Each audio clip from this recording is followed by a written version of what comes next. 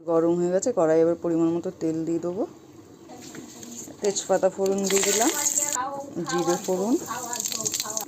এবার ডুমো ডুমো করে কেটে রাখা আলুগুলো ভালো করে ভেজে নেব। পরিমাণ মতো নুন, হলুদ। এখন বাঁধাকপির সিজে, এখন বাঁধাকপি এবং আমি এইভাবে বাঁধাকপি রান্না করে দেখবেন, খেতে খুবই ভালো লাগবে। তো দেখুন আমি বাঁধাকপিটা কী করে রান্না করি। এবার বাঁধাকপিগুলো ঢেলে দেবো।